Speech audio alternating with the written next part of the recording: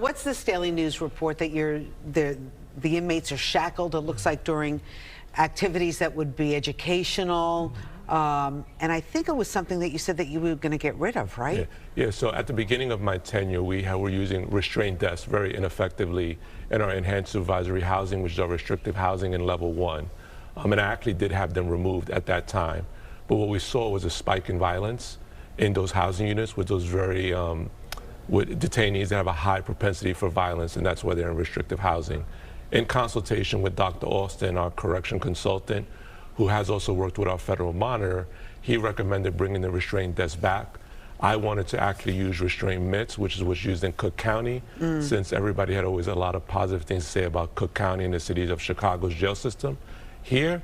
But actually, in order for the detainees to participate in programming, write notes, the restraint desks were a better option to keep people safe. And I will say that when we did remove the restraint desk, we saw a spike in violence. Wow. But is it dangerous, medically dangerous and torturous for the inmates who are shackled and restrained? Yeah, it is not torturous, and it is not medically dangerous at all.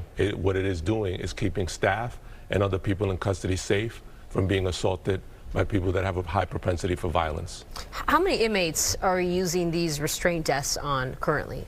Well, it would depend if the detainee decides to elect to come out of his cell for the 7 hours that he's supposed to be out of cell. So the number really fluctuates. We have about 100 or so people that are in restrictive housing.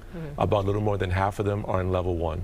Okay, and out of all of that, how many inmates out of Rikers Island? So we're talking about a small percentage, correct? Very small percentage. So our average daily population has been either just under 6,000 or just over 6,000 detainees in custody. And how do you get to this level 1 restrictive housing? You probably have done some pretty bad stuff. Yes, so it requires a qualified violent act. In most cases, the majority of cases is a slashing or a stabbing of another person in custody or of a staff member.